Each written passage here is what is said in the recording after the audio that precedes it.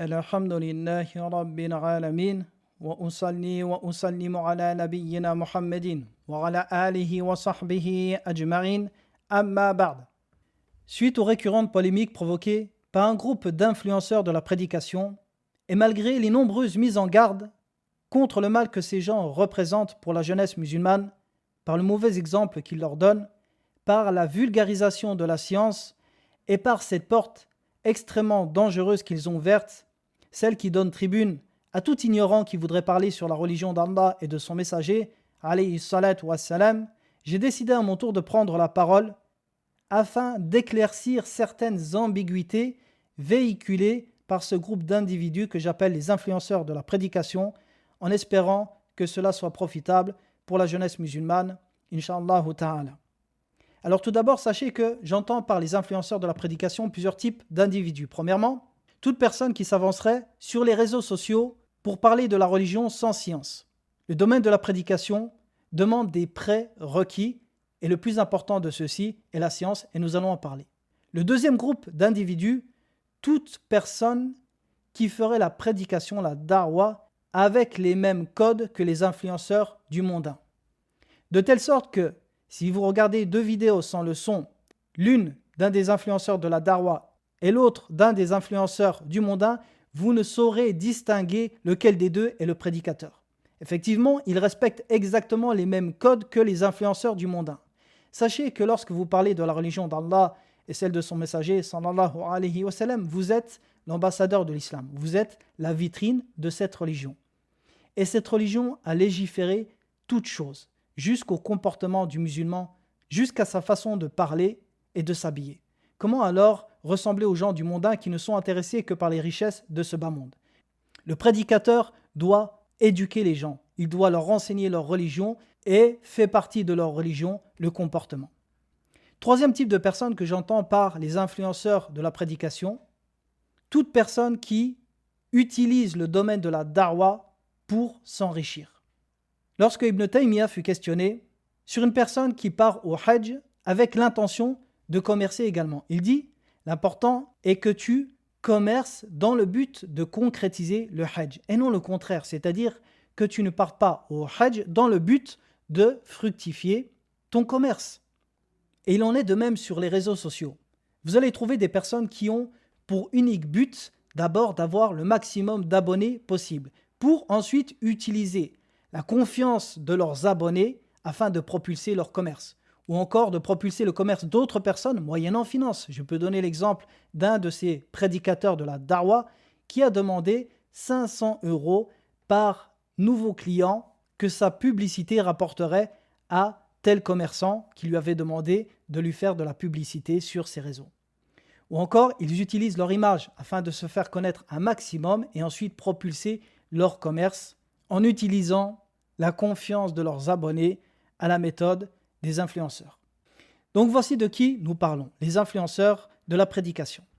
Alors sachez que les influenceurs de la prédication, suite aux nombreuses mises en garde et à la sensibilisation de la jeunesse musulmane quant à leurs dangers, beaucoup d'entre eux ont cherché à discréditer les étudiants en sciences ou leur sensibilisation par des ambiguïtés. Parmi les ambiguïtés qu'ils véhiculent, le fait que la da'wa n'appartienne à personne. Comme Ali ibn Abi Talib radiyallahu anhu disait « Parole de vérité par laquelle on recherche le faux ». Effectivement, la da'wa n'appartient à personne. Et jamais un prêcheur parmi les étudiants en sciences n'a prétendu cela. Seulement, le fait qu'elle n'appartienne à personne ne veut pas dire qu'elle appartienne à tout le monde, de telle sorte que tout le monde peut s'avancer et faire la da'wa comme il l'entend. Effectivement, elle n'appartient à personne, mais elle a des codes, elle a des règles, et à nous de s'y soumettre, et pas le contraire. La da'wa n'est pas un jeu, elle n'est pas un commerce, elle n'est pas une société que vous gérez comme vous l'entendez. Elle demande également des prérequis. Des prérequis comme la science et l'aptitude sans lesquelles la personne doit s'abstenir de prêcher. Pensez-vous qu'une personne peut devenir architecte en France du jour au lendemain sans avoir étudié, ou encore médecin? Et pourtant il s'agit de choses mondaines. Que dire alors quand nous parlons de choses où vous appelez les gens à la religion d'Allah et de son messager, religion par laquelle le musulman rentrera au paradis ou en enfer? N'y a-t-il pas de prérequis dans ce domaine? N'y a-t-il pas d'aptitude à prendre en compte avant que la personne s'avance? Toute personne douée de raison sait que ceci n'est pas correct. Comment une personne peut appeler à l'islam alors qu'elle ignore ce qu'est la réalité de l'islam? Comment appeler à une chose lorsqu'on l'ignore? Et c'est pour cela que, certes, la darwa n'appartient à personne, et jamais personne n'a voulu se l'approprier. Toute personne qui est apte, qui a étudié, eh bien nous la mettrons en avant. Toute personne qui est fiable, nous renverrons vers elle. Seulement, nous ne pouvons renvoyer vers des personnes qui n'ont pas l'aptitude nécessaire pour prêcher. La deuxième ambiguïté, la différence entre la darwa et l'enseignement, et les savants autorisent la darwa sans science. Alors ici, il y a deux notions importantes. La notion de darwa et la notion d'enseignement. Alors il n'y a aucun doute qu'appeler un mécréant à l'islam dans notre entourage ou transmettre des informations que l'on maîtrise à des proches est louable et recherché. De même qu'il n'y a aucun doute que prendre une place d'enseignant et de faire des cours demande d'avoir étudié. Et ceci est la différence qui existe entre ces deux notions, la notion de prêche et d'enseignement. Très bien. Mais où se trouve la limite entre les deux? À quel moment vous allez transgresser cette limite vers la limite de l'enseignement? Beaucoup de ces influenceurs de la prédication prétendent ne jamais transgresser cette limite. Ils disent non, je me contente d'enseigner ce que je sais. Pourtant, lorsque nous regardons de plus près ce qu'ils disent, vous voyez beaucoup de contradictions. Par exemple, l'un d'entre eux prétend se contenter de faire la da'wa sur ce qu'il connaît. Mais le voici dernièrement mettre en garde contre des étudiants en sciences. Et pourtant, sachez que la mise en garde dans la religion est légiférée seulement, elle fait partie des plus hauts degrés de la prédication. C'est pour cela que la critique et l'éloge étaient réservés à une élite de savants à travers les siècles, de l'époque des Sélèfs jusqu'à notre époque. Et pourtant, un de ces prêcheurs qui prétend s'en tenir à la prédication fait des mises en garde. Le voici parler de fattan, de mafia et ainsi de suite. Chose qui ne convient pas et qui prouve que ces personnes dépassent largement leur cadre de compétences. Deuxièmement, on peut mentionner également que certains d'entre eux prétendent encore se contenter d'enseigner ce qu'ils connaissent, mais les voici rentrés dans des masaïl, dans des questions jurisprudentielles très complexes. Mais au-delà du fait que ces personnes transgressent leur cadre de compétences, est-ce que les savants veulent par la darwa ici le fait qu'elles peuvent s'avancer sans science? Vous ne trouverez personne chez les gens de science dire que une personne peut faire la prédication sans science. Non. Ils disent la personne peut faire la prédication avec ce qu'elle maîtrise. Mais quand on parle de maîtriser, c'est-à-dire avec ce qu'elle a étudié et pas ce qu'elle a entendu ou croit connaître. Connaître une chose implique forcément l'avoir étudiée au préalable. Et étudier une chose implique également de l'étudier de la bonne manière. Et la science se prend chez les gens de science. La science ne se prend pas sur un réseau social en lisant quelques lignes, en pensant avoir compris les choses. Que dire alors de ces jeunes aujourd'hui qui s'avancent sur certains réseaux sociaux en ouvrant des salons de fatwa? Posez-moi vos questions en privé. Beaucoup de nos savants ici en Arabie refusaient de répondre aux fatwas, malgré que ces savants avaient étudié pendant plus de 40 ans de leur vie. Et malgré cela, ils étaient très prudents dans le fait de faire des fatwas. Et un exemple encore plus flagrant, le cas des compagnons du prophète, alayhi salatu wa salam, beaucoup refusaient de répondre et renvoyaient les gens qui les questionnaient vers d'autres compagnons. Car la responsabilité de la fatwa est immense. Une personne qui se trompe sur la religion d'Allah, qui parle sans science, aura certes dit sur la religion d'Allah ce qu'il ne sait pas, et ceci fait partie des plus grands péchés.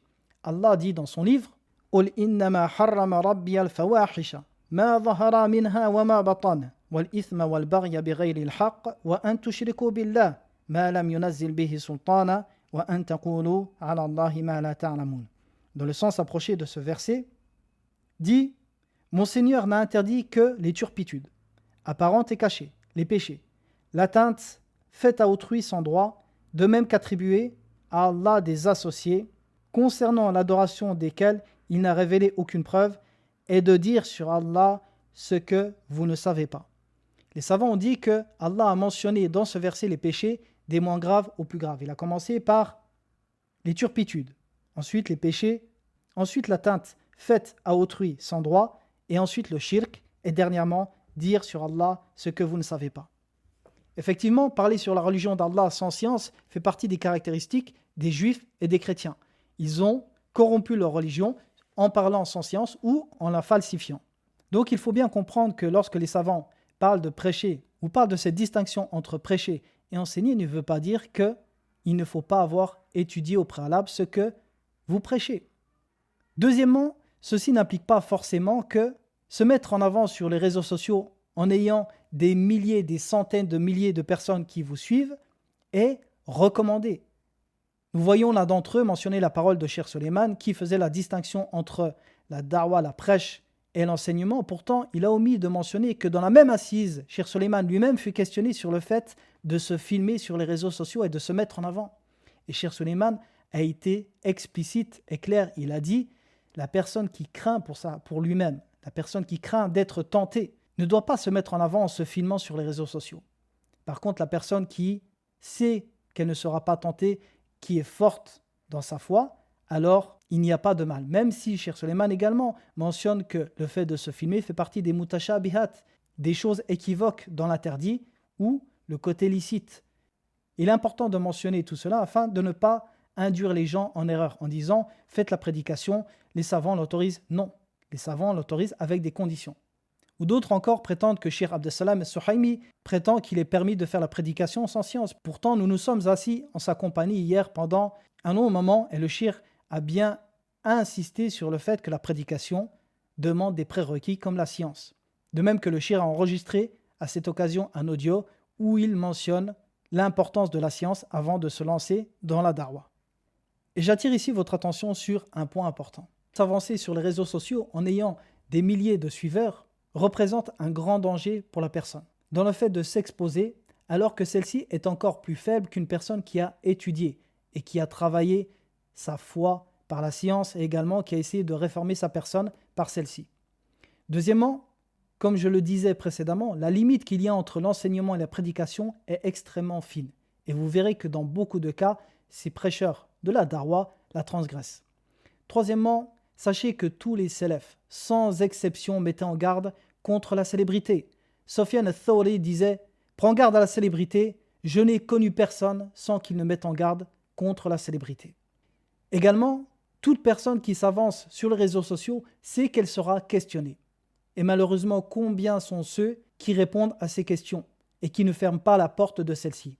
Donc au-delà du fait qu'ils s'avancent sur les réseaux sociaux et qui malheureusement transgressent souvent le cadre de la prédication vers celui de l'enseignement, également ils répondent aux questions en privé en faisant des fatwas.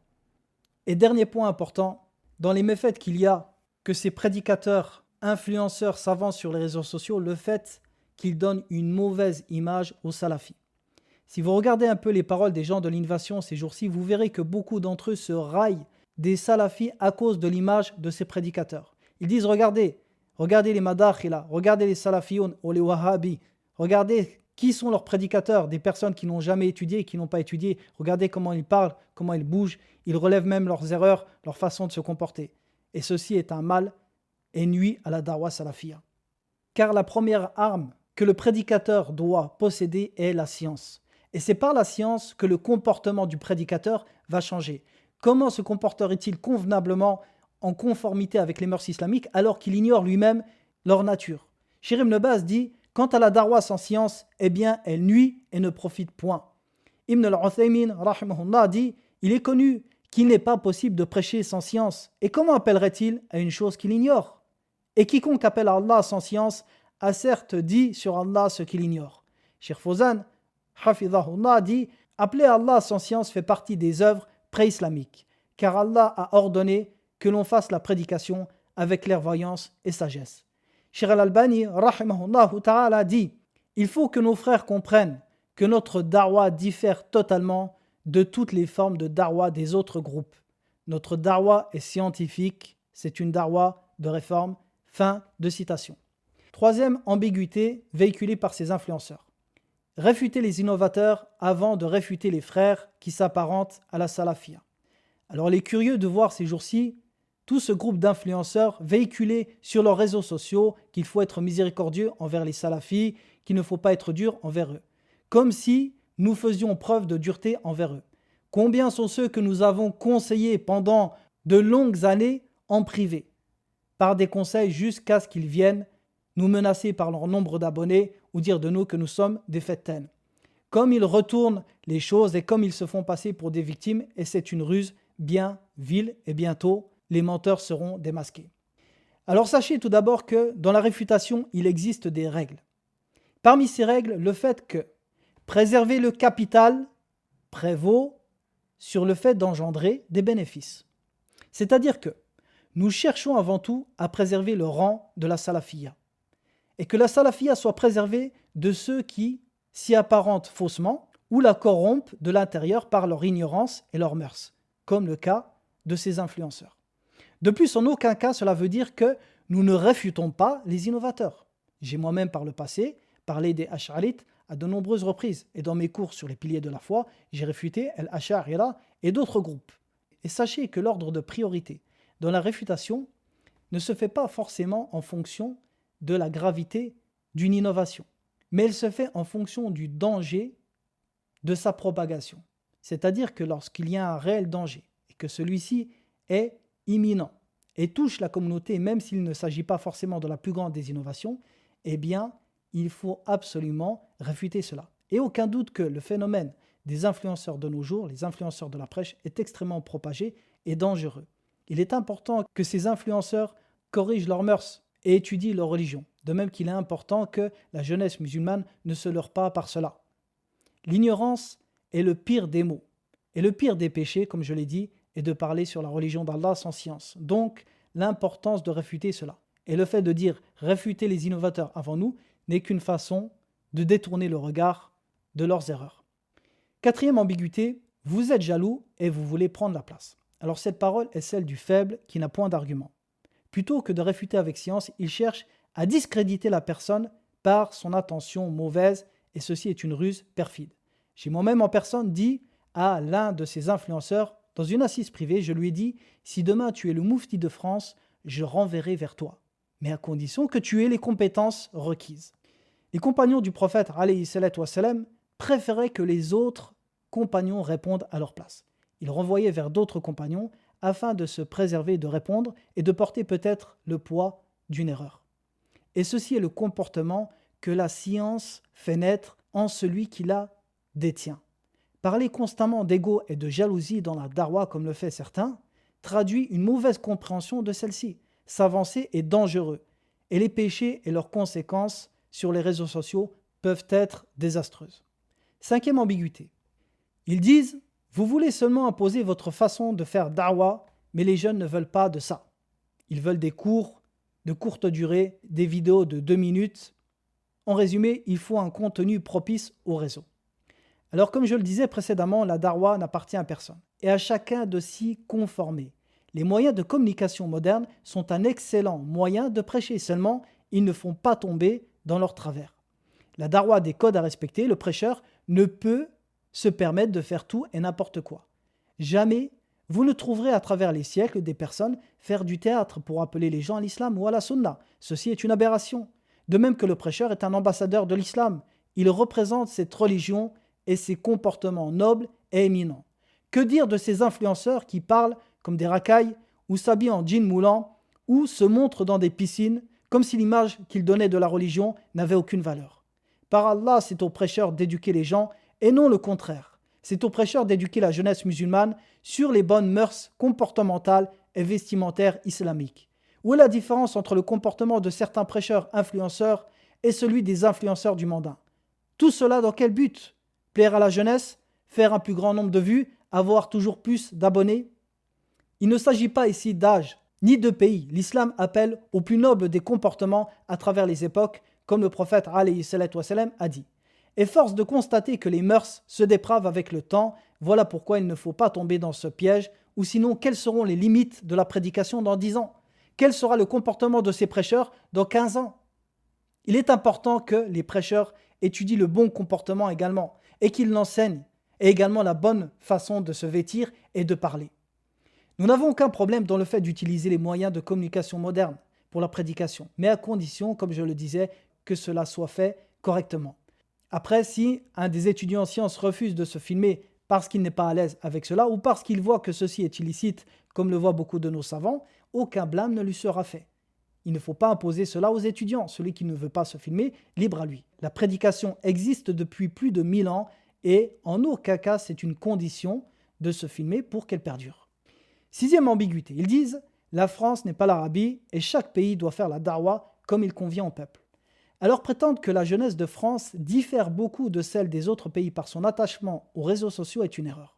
La jeunesse saoudienne, comme toutes les jeunesses du monde entier, sont touchées autant que la jeunesse française par le fléau des réseaux sociaux. Et pourtant, nous ne voyons personne chez nos savants faire le pitre ou faire des pièces de théâtre sur Instagram.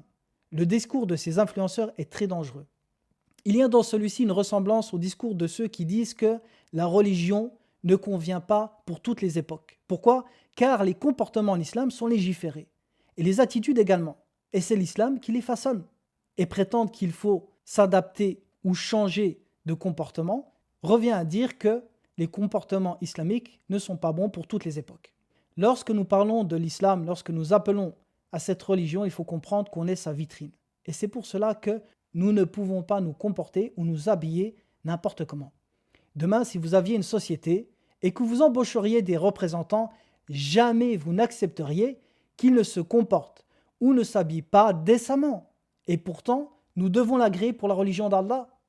Jamais vous accepteriez qu'un de vos employés s'habille n'importe comment au travail ou parle aux clients d'une mauvaise manière. Et pourtant, nous le faisons sur la religion d'Allah. Même si le discours doit être adapté au public, il n'y a aucun doute, cela ne veut pas dire que nous devons travestir la prédication. Septième ambiguïté. Si ces prédicateurs, influenceurs ne s'avancent pas, eh bien il n'y aura personne sur la scène francophone, la scène de la prédication, car vous ne faites rien, c'est-à-dire vous, les étudiants. Alors ceci est un mensonge tellement répété par certains qu'ils ont eux-mêmes fini par y croire. La Da'wa Salafia existe depuis très longtemps en France et personne ne les a attendus. Combien de frères ont fait de nombreux cours sur tous les sujets depuis déjà plus de 15 ans? Pour n'en citer qu'un, je dirais que Abdelrahman Kolo, qui est encore très actif aujourd'hui, fait des cours depuis des années. De même, il y a notre frère Bouziane, Zaid, Abdullah Al-Albani, Abdus Samad Nour, Yanis Abou Imran et d'autres. La liste n'est pas exhaustive, mais il y a beaucoup de prêcheurs et beaucoup de contenus scientifiques sur Internet très profitables. Pourquoi ne pas les mettre en avant? Pourquoi ne pas mettre ces frères en avant si vraiment ces prédicateurs, influenceurs recherchent la réforme de la communauté? Ou plutôt veulent-ils absolument que cette réforme passe par eux alors qu'ils n'ont jamais étudié? Je m'adresse à mes frères influenceurs et prédicateurs sur les réseaux sociaux. Sachez que chacun d'entre vous peut être profitable, avec des connaissances différentes à apporter dans le domaine de la prédication. Tout le monde n'est pas obligé de parler. Pourquoi ne pas soutenir les étudiants en sciences, soit par des retranscriptions de cours, ou par la gestion de leurs réseaux sociaux, ou par la création de contenu, les traductions? Le domaine de la da'wa est large et il n'est pas restreint au fait de se filmer et de parler. Et c'est ainsi que l'union dans la da'wa pourrait vraiment exister. Mais maintenant, si vous nous appelez à s'unir avec des gens qui sont ignorants et qui parlent sur la religion d'Allah, ceci est impossible. Par contre, s'unir à des niveaux différents, bien sûr. Et ceci serait plus bénéfique pour la da'wa et les gens encourraient moins de péchés, contrairement au fait de s'avancer et parler sans science. Huitième ambiguïté, vous êtes des coupeurs de route. Alors s'ils entendent par cela que l'on coupe la route aux ignorants, eh bien oui, certes, nous sommes des coupeurs de route, aucun doute sur ça. Par contre, s'ils veulent par cela que nous coupons la route à des frères aptes à enseigner et profitables à la communauté, alors ceci est un grave mensonge. Je renvoie souvent vers des frères que je ne connais pas personnellement, mais dont j'apprécie le travail et dont le niveau scientifique n'est plus approuvé. De même que j'enjoins tous mes frères à étudier et à prendre nos places. Tous les prêcheurs influenceurs avec qui j'ai pu échanger peuvent témoigner que je les ai incités à maintes reprises à étudier avant de parler. Quand bien même certains mentiraient aujourd'hui en prétendant que nous leur disons d'arrêter leurs études. Et ceci est un grave mensonge. Et beaucoup peuvent en témoigner. Et certains de ces prédicateurs le savent et peuvent témoigner que je les ai incités à partir en Égypte et que je leur ai même proposé de l'aide afin de partir étudier. Et par Allah, tout prêcheur, influenceur, qui viendrait me contacter en privé pour lui demander de l'aide pour étudier, je ferai mon maximum pour lui faciliter la route des études. Neuvième et dernière ambiguïté, parmi les ambiguïtés véhiculées par les prêcheurs influenceurs, ils disent « vous êtes des mises en gardistes ». Alors ça, c'est une insulte et une moquerie qui ne sont que les armes de l'ignorant. De plus, leur mensonge est facilement réfutable. Il suffit à l'auditeur de regarder le nombre de cours que j'ai à mon actif en comparaison au nombre de mises en garde. Discréditer une personne par des sobriquets ou par des insultes est vraiment une ruse perfide et traduit un manque d'arguments. Donc voici quelques ambiguïtés véhiculées par ces personnes. Et il est important que celles-ci, de même que la jeunesse musulmane, prennent conscience que le domaine de la prédication n'est pas simple. La prédication demande des sacrifices. Ce n'est pas une voie qui emmène vers la richesse et c'est pour cela que très peu de personnes empruntaient cette voie dans les siècles précédents. Et comme l'imam Malik disait, personne n'obtiendra de cette science ce qu'il veut jusqu'à ce que la pauvreté le gagne. Effectivement, le domaine de la prédication demande des sacrifices, de même que le prédicateur ne peut pas faire n'importe quelle profession, comme l'a mentionné l'imam An-Nawawi et Cheikh Al-Uthaymin dans son commentaire de la parure de l'étudiant en sciences.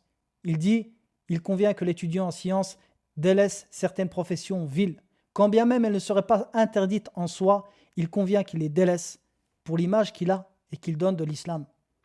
Le prédicateur également doit faire preuve de retenue. Il doit s'abstenir de certaines choses et en aucun cas il doit utiliser la prédication pour s'enrichir. De même que la jeunesse doit prendre conscience que la science se prend chez les gens de science. Certes, regarder une vidéo de 3 minutes où une personne fait la comédie est plus facile qu'écouter un cours de 20 minutes ou 30 minutes, mais certes la réforme doit passer par cela. La science ne peut s'apprendre correctement sur les réseaux sociaux de cette manière. Elle doit s'apprendre par des cours, par du contenu scientifique. Je demande à Allah Ta'ala que ceci soit profitable et qu'il ouvre les yeux à ces prédicateurs influenceurs et qu'il les ramène vers une voie juste et correcte afin qu'ils étudient leur science et qu'ils soient profitables et qu'ils soient une cause de réforme pour la communauté. Wa sallallahu ala nabiyyina Muhammadin wa ala alihi wa sahbihi wa sallam.